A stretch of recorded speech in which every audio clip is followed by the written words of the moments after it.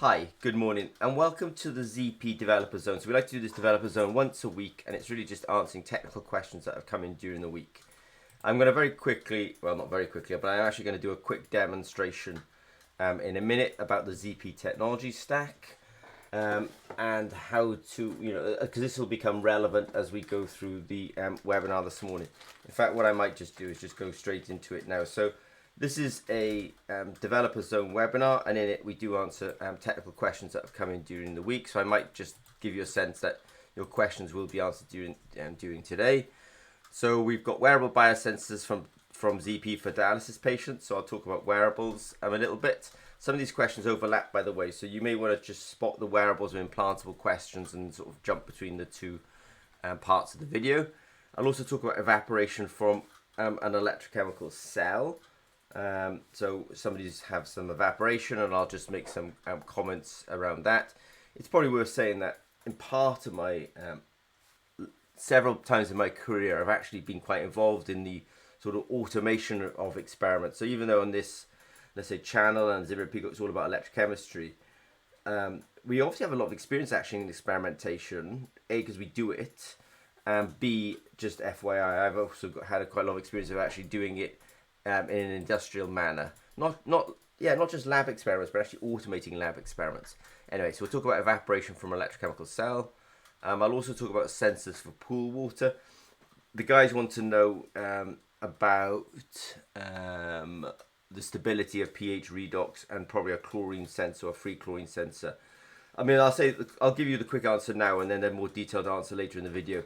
The quick answer is the data that we have on the website is the data that we have, and if you need longer term data, then you unfortunately have to gather it, which is kind of interesting actually, because then it comes back to experimental design, not design of experiment. Design of experiment is a kind of statistical analysis, or a statistical way of doing several experiments and working out what contributes to kind of the outcome of that experiment.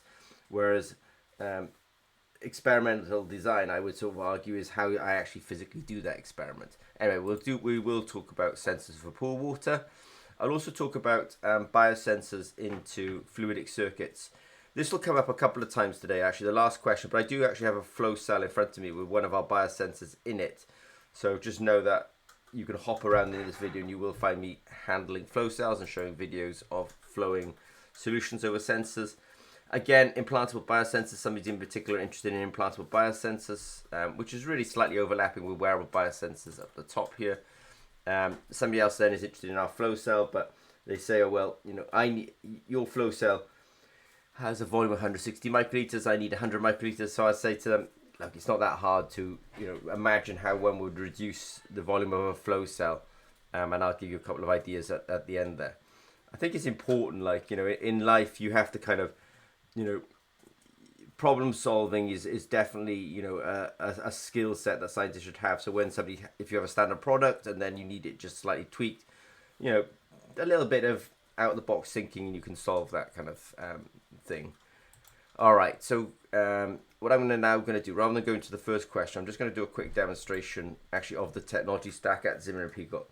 This will be pertinent several times during the video today. So ZP, we make electronics, we make things like flow cells, we make things like screw-bridge electrodes, we make things like biosensors. Everything we do in the end is actually trying to commercialize science. Now, commercializing science, in academia, this can take its time essentially, because PhDs are in training, postdocs need to be hired. In industry, people want to sometimes go faster because there's a business opportunity in industry. But the one thing I want to say is there does need to be some sort of form of funding. If you're doing something commercially, the funding needs to be quite intense because you want to go quite quickly. And if it's academic, then you can take your time, and spread it out over several years. So the total amount of money spent will actually be the same. It's just the intensity at which you spend the money. First thing I'm going to do is actually, I've got some 125 milligrams of decaffeinated coffee in 15 mils of buffer here. So I took some coffee, 125 milligrams. I put it in 15 mils of buffer. I just did this last night because I was basically doing a little bit of sort of science, a little bit of characterization. What I'm going to do is I'm going to take our we have really what's called a potential. Well, it's a potentiostat. It'll run all of the biosensors that we have at Zimmer and Peacock, and you'll also find that we have also got it in a wearable format as well. What I'm going to do is I've got it in Bluetooth connection at the moment with my app. This app is smart because we can go from doing things like amperometry experiments, square wave voltammetry experiments. I may just try and scan the EIS, but we can do all of the EIS impedance spectroscopy. So we can do everything that would otherwise be expected in an R&D setting, but then it's got this really cool, and you'll see it because we've got a system called Julie. It can actually become application specific as well. So I just scan another QR code, bring that in, and now I'm into my caffeine mode.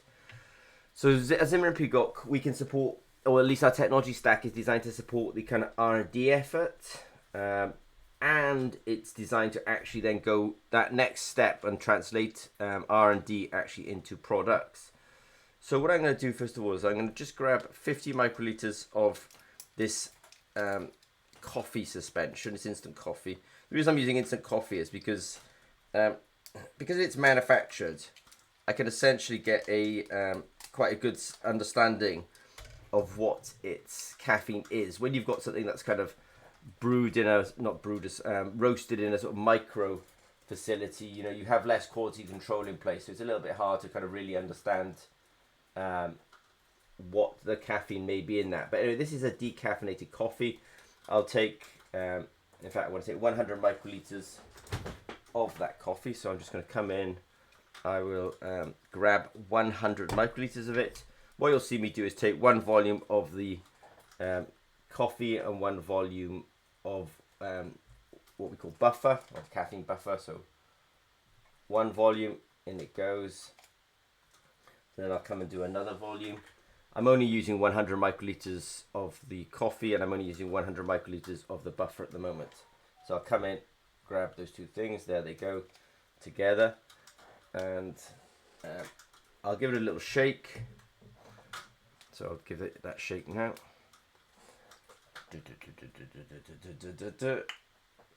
I'm lucky because the cap just clicked off, but luckily it didn't come out. Right, so I give it a shake. I've got the sensor there. I'm just going to grab 50 microliters of the sample, of the now prepared sample.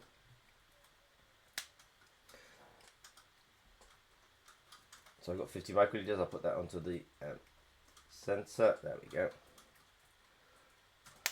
Right. And now what I'll do is I'll just come into the app and I will just name this so I can find it. This is decaffeinated.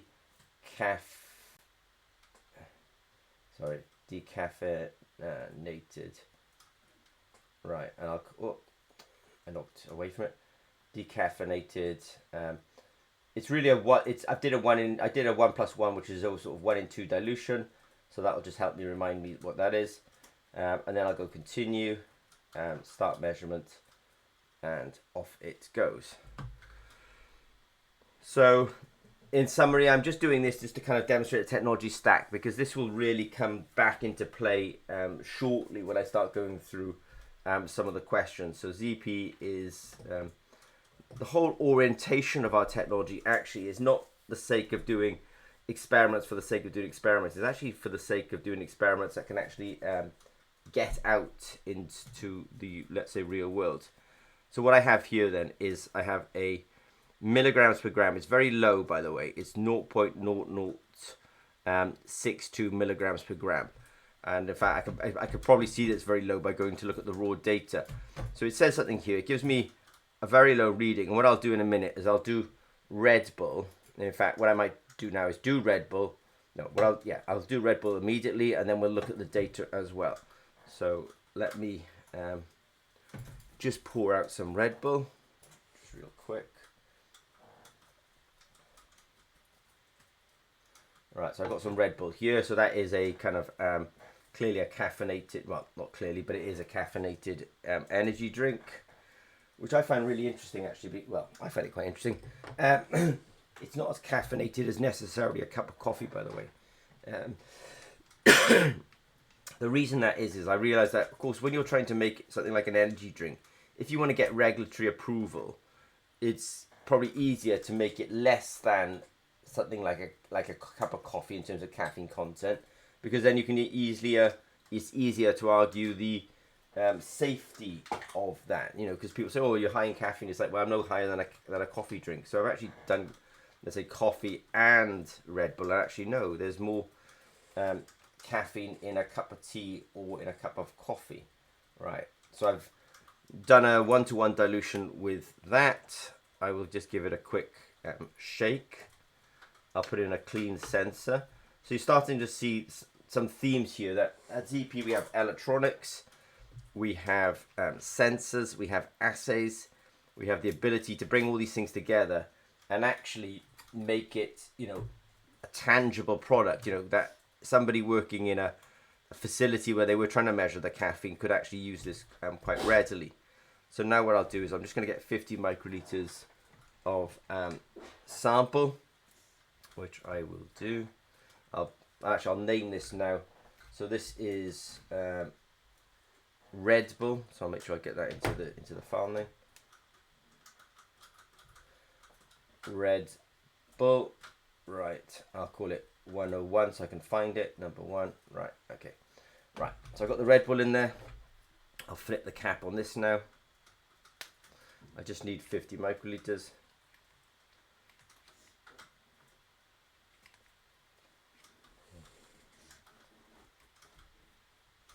Right, so I've got the Red Bull on there, same as before. Continue, start measurement, and off we go. Just out of interest, it's actually doing square wave voltammetry. The reason I mention it is because this is what we're good at ZP, is actually taking a fundamental science or fundamental methodology here and actually converting the output of it then into something that's meaningful and really closing the gap. That's perfect, that answer. So 0.282. So this is, I think, either 1 or 2 orders of magnitude more than that other drink. I just have to quite remember that number, but I can check it up online in a minute. And if you look up Red Bull, you'll find out that they say it's, I think, 0.03% caffeine. Well, 0.3 milligrams per gram is actually 0.03%. So what I want to now do is, I've just done that, and I just want to navigate to my screen here, which I will do. So I'm going to share my screen too, because when I did both those tests, it actually said upload complete. So I'm just going to show you that upload complete does mean something, and it's that the data has actually gone to the cloud. And this is the the full stack at Zimmer & Peacock, the full technology stack that so many products, technologies, companies, they focus either on the electronics or they focus on the sensors. But ZP, it's literally sensor to cloud is what we're capable of. So we've got the decaffeinated coffee here. And as they say, well, our business model, by the way, is contract development, contract manufacturing. We also have standard products on the website as well. It's probably worth saying, though, that to really engage Zimmer & Peacock in contract development, contract manufacturing, you will need, you'll need some substantial budgets.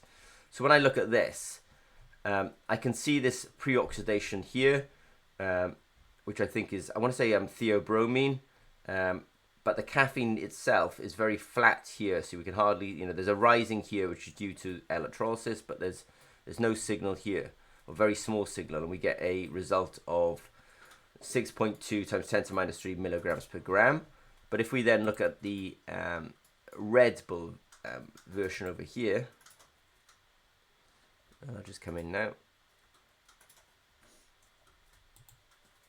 And then on the Red Bull version, you'll see that in fact there's a new peak that wasn't there before, and there we are. And what's interesting about this is, because Red Bull is synthetically made, the theobromine peak that you sometimes get associated with caffeine when caffeine comes from somewhere like coffee, it's not there. But the caffeine peak is high because obviously they synthetically made this, and there's the caffeine peak there, much higher, and therefore resulting in a 0.3 milligrams per gram of caffeine. All right, I'll go back to the main thrust now of the webinar. So that's just to kind of give you a sense that at Zimmer & Peacock, we're very skilled at taking biosensors, potentiostats, and actually converting these things into real world products. And this is our kind of whole business model. But again, If it's academia and the budgets are low, then it has to be engaged through standard products. If you're a company and you want to go fast, then you can engage, but you do have to have the budget to engage on stuff like this and make it go fast. Otherwise, you can just buy standard products and go slower. So somebody's interested in wearable biosensors for dialysis patients. At ZP, we have probably the world's largest range of off-the-shelf sensors. These will allow people to do proof of principles. Technology readiness level number 3. Technology readiness level number 3 is a NASA, or TRLs is a NASA scale. Technology readiness level number 3 means you can achieve something in the laboratory. I want to say that because otherwise people kind of think, oh, well, I'll just go to market with these sensors. It's like, you eventually can go to market with these sensors, but there has to be a very deep engagement with ZP, over a couple of years to sort of get the whole system working together so that you can actually be safe, for example, in a medical application. But the sensors that we have for that are probably relevant to dialysis is potassium, ammonium, uric acid, and urea. So there may be others in here that some other biomarkers that you've identified, but at ZP, we've got several years of experience of doing sensors around dialysis. So these are the kind of sensors that I think are more clinically validated. Now, if you come to Zimmer, come to us because we're sensor experts. Don't come to us because we're dialysis experts. I showed you the potentiostat earlier on, but the nice thing is we've actually reduced that potentiostat to something that's also in a wearable form factor, and we only release this particular potentiostat to well-funded clients, because at the moment we're just using it on programs with clients. But it's the same electronics, the same functionality that we had when I showed you that demonstration earlier on, when I said, oh, well, this can do the impedance spectroscopy, amperometry, cyclovoltammetry, square wave voltammetry, linear sweep voltammetry, open circuit potentiometry. This can also do all of that. It's in a wearable format, and we use that with client projects. And for example, we've used it in this particular case for measuring the glucose or potassium, and we can again use it, and the data will just go to the cloud. So this is in glucose terms 90 milligrams per DL, 180 milligrams per DL, 270 and 360 milligrams per DL. And the reason people come to us in particular is because then we also have the sensors to complement these things. There's probably tens of thousands of electronic companies in the world, but what's lacking is actually the sensors themselves. So everyone sort of goes off to these electronic companies, but they don't have the sensors, and then they will sort of skirt back to ZP and try and then engage with ZP. If you're interested in doing biosensor work, don't go to an electronics company and then have them come to us. Just come to us directly, because we get a lot of inquiries from electronic companies that say, I'm trying to do this, but in reality, the elephant in the corner when it comes to things like dialysis, wearable dialysis sensors, is where do you get the sensors from? And so ZP does have those kind of sensors. But in order to do any kind of wearable, you really have to be well funded. I mean, I keep talking about funded, but wearables and implantable sensors is by far one of the toughest things you can do. Or at least wearable biosensors is one of the toughest things you can do, and you do need to be well funded. Otherwise, you'll get into a very dangerous position where you're trying to basically put sensors on or through people, on or in people. You can do them harm, and if you've tried to bootstrap that, you could end up causing harm to patients, and we can't get involved if that's the case. If it's being bootstrapped and there's no funding. I mean, in academia, they can sort of take their time on this. They can do animal studies, they do in vitro studies, they can do animal studies, and one day they can migrate to on human studies.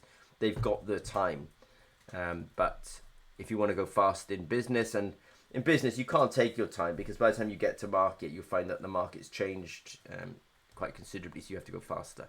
All right, evaporation from an electrochemical cell. So this came in, they were kind enough to send me a photo. They sort of said, look, we're getting evaporation from our electrochemical experiment. So what they have in here is a screen printed electrode. They've got their connector up here. They're bringing in gas from this side, and they're bringing it in quite fast relative, or at quite a fast speed relative to the amount of material actually in these cells. So they say up to 50 milliliters per minute. So I understand, they're sort of, they're not saying 50 milliliters per minute, but they're saying up to 50 milliliters a minute. The volumes in these cells are probably about, well, I estimated them, I think about 10 milliliters. So I think there are 5 to 10 milliliters is what they told me. So they've got a humidifying unit, so they kind of come in, they sort of come through, well, they either come into the solution or they actually just go over the top of it. They're trying to humidify it. The first thing I'd say is that when you've got a sort of approximate volume of 5 milliliters in here and you're coming in at 50 milliliters, at most your residence time is 6 seconds. So there might not even be enough time for that, essentially what probably is a dry gas, to pick up any kind of moisture. So you're really, you're flowing quite fast over quite a small volume. So you can improve things by either turning down the flow rate or increasing the volume. By making this flow rate small and the volume big, you increase the residence time. The residence time gives it more time to pick up moisture. But when you're going fairly fast through quite a small volume, it doesn't even look like they're necessarily putting the gas straight into that liquid. You're maybe not that humidified by the time then the gas makes its way to the next chamber, where I presume there's some sort of exchange between the liquid and the flowing gas, and that's kind of the source of your signal. They're not using ZP screen printed electrodes, but I just want to say that obviously ZP does sell screen printed electrodes. I think we make a really good reproducible screen printed electrodes, but I just want to kind of say that we do have them as well, but they're not necessarily using them. Yeah, so they're using a 5 to 10 mil humidifier volume and a 5 to 10 mil electrochemical cell. That electrochemical cell is also, relative to the flow rate of gas, is actually quite small. Because it's kind of like having a small puddle and there's a strong wind blowing across the surface of it. It will soon evaporate. So I do have a suspicion that there's a mismatch between the volumes you're using and the flow rate that you're actually applying. I think I get a bit more mathematical here and kind of say, okay, so you've got this volume, you're coming in at 50 milliliters per minute. That means at most your residence time in that humidifier is 6 seconds. If you turn down that down to 5 milliliters per minute, that would actually make that 60 seconds.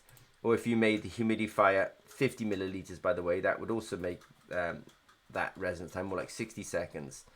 And then you sort of flow into this, what is a relatively small cell. I can understand you want to keep the cells small because, it could be, it decreases all the gas usage, and it also decreases any valuable chemicals that you have. By the way, we also sell a connector for our screen printed electrodes as well, so I'll try and make sure I link to that.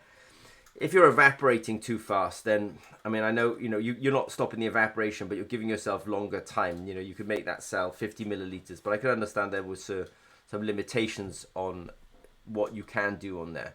But if I could sort of summarize, too fast a gas through too small a humidifier into quite a small volume. I think if you were sort of, and I understand why you're flowing fast, but if you were flowing at 1 milliliter per minute, I suspect that everything would suddenly, and I can understand it's hard if you just saturate those liquids with that gas at that kind of rate, but the evaporation rate would go down considerably. But I'm sure you know that. One thing you could do to actually help with the humidifier is use a bubbler. So I noticed that I don't think you're using something like this. It's very common, obviously, to have a kind of glass tube on your inlet to the humidifier and have a frit here, and that will really help to break up the gas flow into little bubbles, and that will definitely help you with the humidification part. It'll also slow down the gas flow just slightly because it'll put a pressure against your gas flow, and the velocity of gas will be sort of proportional to the pressure. So it's like putting a restrictor in there as well. So I would play with the idea that you actually had a larger humidifier with a bubbler in there as well to help with the humidification of the gas in the humidification chamber. Something now is interested in sensors for swimming pool water quality. Their primary question is we're interested in pH, redox, and chlorine. We do have pH and redox. These are quite simple sensors. I suspect they've got quite good working life. But swimming pool testing in a continuous manner is probably, people will want several months of usage out of that, and we just haven't gathered that kind of data. I always say, look, the sensors we have on our website, especially for academia, you can kind of buy them. You can do proof of principle lab experiments, get to TRL, or proof of concept lab experiments, get to TRL3 using our sensors technology readiness level number 3. But if the data's not on the website, and I know that on our website, there's pH signals over time, and there's also ORP signals over time. But that's the data that we have in the website. If we have extra data, then it's probably gathered with actual clients, and then we don't put client data that we've gathered with clients. We don't then put it onto the website. I will talk about free chlorine shortly. Something I'm quite interested in. So I will touch upon that now. Now, you'll notice on the website we don't have a free chlorine sensor, and I at this moment don't have a free chlorine sensor in a continuous mode of operation. I say here you do have to do the science. So there's a certain amount that you can get from ZP. In this particular case, you need 3 sensors: pH, ORP, and possibly free chlorine. I'll talk about free chlorine in a minute, but just to stay on pH and ORP, you can buy them, and you can start testing them. But then you have to kind of you have to test them in your application. I just had a quick look myself, actually, at the way that chlorine is introduced to swimming pools, just to kind of make sure that what I was then going to say was kind of relevant. This word hypochlorite and trichloro, oh my goodness, for isocyanurate or dichloroisocyanurate. I hope I got that isocyanurate correct. It might be isocyanic acid, but sodium hypochlorite, you can get to sodium hypochlorite either just natively buying it. And by the way, I say at the end of this, subscribe to the YouTube channel, because I'm actually going to do some hypochlorite videos pretty soon. I've just been buying some hypochlorite in. And trichloro and dichloro, these are kind of tablets that people can buy, and they're also a source of hypochlorite. So I've been kind of doing a little bit of work. So this is sodium dichloroisocyanurate, which hydrolyzes and gives you essentially hypochlorous acid, which is really the biocide. And this is often this HClO is what's going on in swimming pools. This is the guy, let's say. Now, we do have free chlorine detection. I'm very interested in actually water sanitation. Now, I was interested in water sanitation because of cleaning, of drinking, and I realized, that obviously also for, sanitation is also what they're trying to achieve in swimming pools. So we do actually have a system. Now, I did that. If you haven't seen it, rewind back to the beginning, because I just did a test on chlorine. And so we do have this system for actually doing the detection of, in fact, it just reminded me, yeah, there we go, for detecting free chlorine. So I'm just going to change screens just for a second, just to show you something, and then I'll come back to these slides then as well. Right, so I'll open up my phone. Right, so I'm in my caffeine mode at the moment. All very good. I'm just going to scan over to, oops, there's a missed it. I'm just going to scan over to one of our other assays. Right, resin ferrotoxin. Not that one I want to get to. Yeah, that one there. Lead, pH. I'm trying to get onto these QR codes, but it's sometimes a little bit tricky to. I've got them all a bit too close to one another. Yeah, there we are. Right. So this is actually, we've kind of mislabeled this. We kind of say NADCC, but really it's hypochlorous acid that it's actually picking up on. So sodium dichloroisocyanurate is the precursor, but it's actually the hypochlorous acid that we're actually picking up on. So we do have that on the SensiAll platform. I just want to kind of go forward a little bit and say, watch that caffeine demo earlier on where I actually put the drop of caffeine on there. I used the QR code to tell the SensiAll, which is really a potentiostat, what to do. But we're able to make this potentiostat do real world applications, and if you're using this potentiostat, you can also do this as well. And we drive the potentiostat with the app. The potentiostat gives the data back to the app. We send that data to the cloud. You saw me do that earlier on. If you can't remember, rewind back to the beginning where I showed you with and without caffeine, and you could clearly see the caffeine peak. We process the data and we send the information back to the app. So we do have free chlorine, we just don't have it in a continuous manner. I think that was it basically. Yeah, but I do have some videos online where Solrun actually did some free chlorine testing.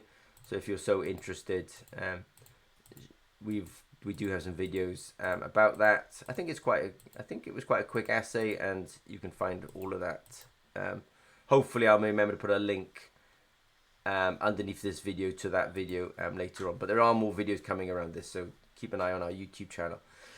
Question number 4, somebody's interested in sensors for microfluidic circuits. So hopefully I'll remember to put the link here. I just want to get these kind of couple of videos going because it's a very broad question. Can ZP sensors be in microfluidic circuits? So I'm showing one here, which is a flow cell. I do have a flow cell in front of me, so I'll do a bit of a show and tell on that flow cell in a minute. But I'm also showing the idea of ZP biosensors in medical diagnostics on the other video. That here we have these sensors embedded in these little microfluidic channels, and then the solutions kind of come down onto them. Electrochemistry, actually, if you want to integrate microfluidics and sensing, I think electrochemistry is one of the best sciences. A lot of sciences, analytical sciences, require kind of photons to interact with sample. And photons are not that amazing in interacting with analytes, so you kind of often need either an intense number of photons, very sensitive detectors, or a long path length. But microfluidics doesn't always lend itself to a long path length. By its nature, things are quite small. So it's sort of, that you want a strong signal. So if you want a strong signal, then shine yourself through a piece of a large sample. But in microfluidics, everything is so small that actually photons don't have that much path length to actually travel across. Electrochemistry is not sensitive like that. You see me testing on 50 microliters when I did that caffeine experiment earlier on. Most glucose strips are testing on 300 nanoliters. So I would say it's the right choice to choose electrochemistry, and there's really no issue in putting electrochemistry into flow cells. In fact, I might just change to my... this will be relevant to somebody in particular specifically looking, hopefully, to buy this. They do ask some questions. So we've got this flow cell system here. And in fact, I'm just going to release the sensor from it. There's a couple of threaded fittings here. This takes what's called quarter 28-inch fittings. It's a very common thread in the world of microfluidics. So I'm able to slide this guy out. Okay, I can actually just take this off altogether. I might just do that for now. So it's basically just sort of squeezes down. I've got an O-ring in here that kind of seals it. We have many of our sensors that we sell these days are actually in this form factor, which is designed to perfectly go, essentially go into a little recess that we have here. That slides into there. I can then bring this on top of here. A couple of thumb screws, which apply sort of downward pressure. And we're sealing over quite a small area, so it is actually quite easy to kind of, seal that down and really have no problems. And then we have a cable coming out the back so that we can go off to an instrument for measurement. So there's really no issues in putting electrochemicals, biosensors from Zimmer and Peacock into flow cells. Most of our sensors, when I say most, I think all of them these days really are often in this 7mm wide format, and that is something that we support in flow cells. So I'll put a link underneath the video, and hopefully you can sort of engage with that and have a sense of it. What I also show on this slide as well is that actually we also, when people are trying to make real medical diagnostics, they don't want... If you're trying to make a benchtop system, then a flow cell is probably okay. If you're trying to make disposable medical diagnostics, then you probably need a different type of microfluidic. We're quite good at these kind of microfluidics as ZP, but this is something that we would do. Somebody would come to us and say, I want to make a multi-analyte microfluidic. Can you make me a disposable cartridge? And we would do that, but we would only do this for well-funded companies, because it takes a lot of engineering to kind of get this stuff working absolutely correctly. But otherwise, this is a standard product, and you can find it on our website. But the quick answer to your question is we can be fitted into microfluidic flow cells cartridges quite readily. I think in academia, people are better off getting the sensors and essentially doing it themselves, because the labor with students is lower cost than trying to use the labor of an engineering firm like Zimmer Peacock. Question number 5, somebody's interested in implantable sensors. If you're going to make an implantable biosensor, I'll just say that Abbott and Dexcom make a CGM, a continuous glucose monitor, that's really transdermal. It goes through the skin. It doesn't necessarily reside in the body. If you're trying to make a truly implantable, it's harder than necessarily doing a transdermal biosensor. In fact, I've got some examples of transdermal biosensors shortly. The reason I bring it up is because Abbott and Dexcom probably both spent about $1 billion $1 billion getting to market with their technology. So I'm very, very careful about how we would engage with anyone trying to do implantables. You have to be well funded, because we know otherwise you're going to do harm to patients, because you're going to cut corners. But at ZP we do have this technology stack that's been developed in part to be an implantable. I'll show you some examples of that, but again, watch the video at the beginning, and we've got the same workflow also in the wearables format as well. We've actually done implantables. This is one of our early prototypes for implantable, and this implantable was actually put into fish. This fish is not dead, it's just anaesthetized. These fish are actually swimming around a Norwegian, I think they call them a racetrack, a recirculating system. So they're actually alive, swimming around. Admittedly, Soha seems a bit more lively than Evan here. But they are swimming around with these sensors actually with the sensors actually implanted into them. And this is the data that comes from them. So we have kind of fasting here, then they're given glucose, and then the glucose jumps up. So we do have data from implantable biosensors. This has been maturing now, and now we're actually also doing animal studies with these kind of sensors as well. It's quite relevant actually, because the pig is one of the closest models to a human when it comes to implantable biosensors. So as UP, we do have a lot of experience with this, but we cannot engage with people who are not well funded when it comes to implantable sensors for human use. Otherwise, you'll end up doing some harm to a patient, and we can't necessarily be anywhere near that situation, and we wouldn't support it. It's probably worth saying that at ZP, we do support even human studies, putting sensors on people, even transdermal sensors, putting sensors through the skin, and the sensor there is actually residing within the skin. The nice thing about humans as well is you can put lots of sensors, and whenever we do animal studies as well, you put lots of sensors on people. So we are experienced in implantable sensors, but we're super cautious about getting involved in anything that has no funding, because otherwise people could cause harm. And that we wouldn't want our sensors or our reputation involved in that in any kind of way.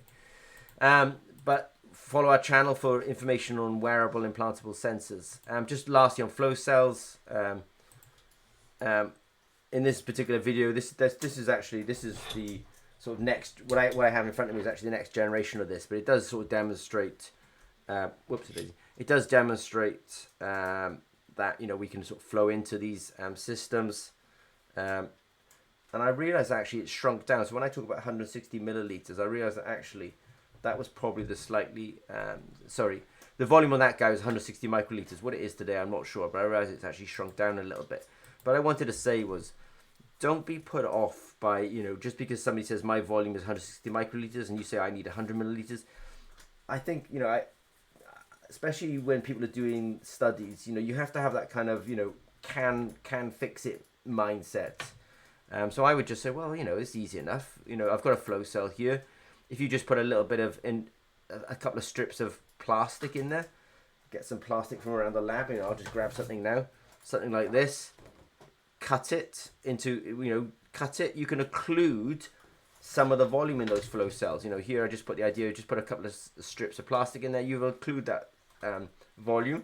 You can then have the fun of actually measuring how much volume you've occluded and bring yourself to 100 microliters. So don't just reject technology because it's a detail and you may consider it an important detail, but I think also have a creative mindset that actually you can literally I just pick that up, okay, that's perfect, because I can actually trim off with some scissors some thin pieces of plastic and actually occlude some of the volume on that sensor. But the hardest step is the first step, which is you have to get the technology so you can actually end up doing that. So wearable biosensors from ZP for dialysis patients. I pointed out that we have urea, uric acid, ammonium, potassium. Don't think of us as experts necessarily on dialysis, but we are experts on biosensing. But you will need budget in order to engage with ZP. Evaporation from flow cell. It just comes down to fundamentally, you've got quite a high flow rate and quite small volume. So everything you can do to improve the ratio of liquid volume to gas flow rate, whatever you can do to improve that ratio is good. That bubbler will also help you as well, just because it'll help get the gas more humidified when it actually goes into your electrochemical cell. Sensors for pool water. The redox and the pH sensor is something you can just essentially buy. We don't have a continuous free chlorine. Try and Google or find on YouTube videos that ZP has on free chlorine and NADCC. Biosensors are perfect for integrating into microfluidic circuits. You can either use off-the-shelf technology like we have, or start developing your own. It's not super rocket science. What I'm saying is not that hard actually. And implantable biosensors, same as before. Implantable biosensors, just keeping that in mind. Companies today, there's a company in California called BioLink. They have raised over the last few years, over the last 4 years, over 154 million US dollars. So be really careful. And if ZP is to be involved, we have to have evidence that you are well funded. Reducing the volume of a flow cell, especially when you're doing a student project. You can find some off-the-shelf products. They may not be quite perfect for you, but have a creative mindset. And when I looked at the problem that you perceived, I was like, yeah, but really just trim a bit of, a thin bit of plastic, put it in there, occlude some of the volumes, have a play with it. Part of the project is, overcoming how I overcame, some of my problems. That's definitely part of our scientific journey, is overcoming problems. So I want to say thank you. If you have any questions regarding electrochemistry in general, biosensing, or any questions that kind of further questions on for this, don't hesitate to reach out to us. Okay, thanks very much.